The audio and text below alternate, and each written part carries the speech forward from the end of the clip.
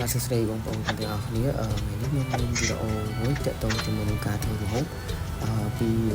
ស្នូលត្រពាំងខ្យងបាទហើយឥឡូវនេះយើងកំពុងចាប់យើងបកសម្បកត្រពាំងហើយដើម្បីឈូសយកសាច់ត្រពាំងដែលខ្ចីៗយកដើម្បីធ្វើម្ហូប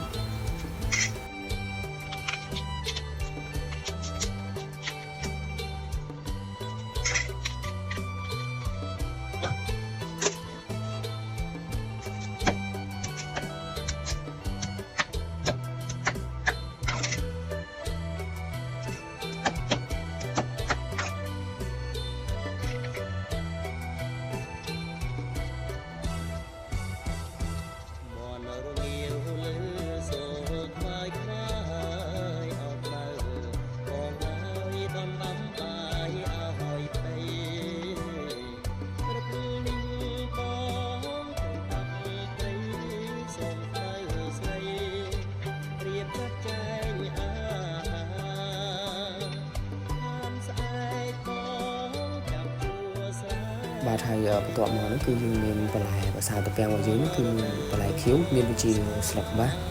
ខ្ទីហើយនិងស្លឹកងប់បាទដើម្បីភាសាក្នុងស្លកុំឲ្យត្រពាំងវាវិញឬក៏ខាអីចឹងបាទ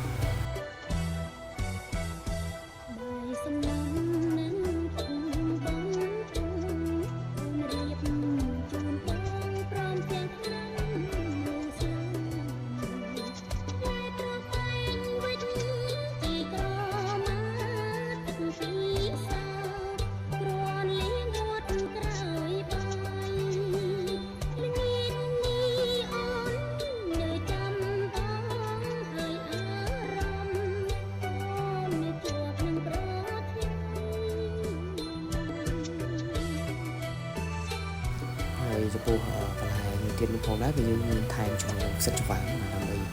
ដាក់ឲ្យវាមានរសជាតិកាន់តែឆ្ងាញ់ទៅបាទម្ហូបនេះក្នុងមុខម្ហូបរបស់យើងផងដែរទាំងអស់គឺមានដូចជាបន្លែខៀវខ្យងសាច់ជ្រូកហើយនិងផ្សិតច្វាំងនៃត្រពាំងបាទហើយនៅក្នុងមុខម្ហូបនេះផងដែរបើសិនជាយើងមានដូងបន្ថែមពីលើមួយទៀតគឺកាន់តែឆ្ងាញ់ជាងបាទតែគាត់ថានៅក្នុងវីដេអូនេះគឺខ្ញុំអត់មានបន្ថែមដូងទេដោយសារតែអត់មានលុយទិញបាទឥឡូវទឹកចាប់ផ្ដើមពុះហើយយើងបង់ត្រពាំងចូលពេលបន្ទាប់ពីបង់ត្រពាំងហើយគឺយើងជុំប្រហុកដើម្បីដាក់យកក្នុងវីឈ្ងុយនៅក្នុងមុខម្ហូបរបស់យើងហ្នឹង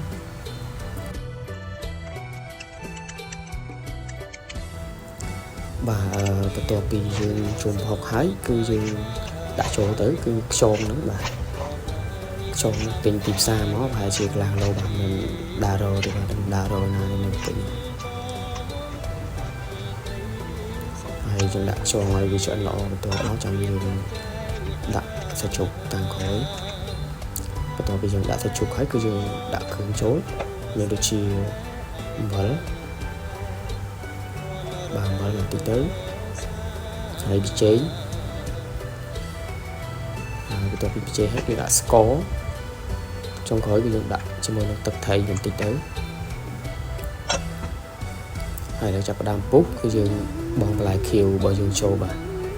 បន្លែខៀវមានដូចជាខ្ទីស្លឹកបាសស្លឹកងប់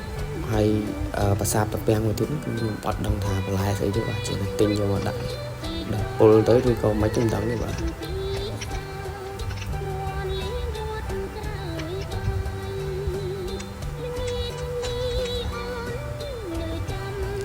ចាប់ផ្ដើមឆ្អិនហើយយើងដួសដាក់ចានដើម្បីភ្លក់ទាំងអស់គ្នាបាទតើរសជាតិវាយ៉ាងណាដែរស៊ីមកាទេទៅ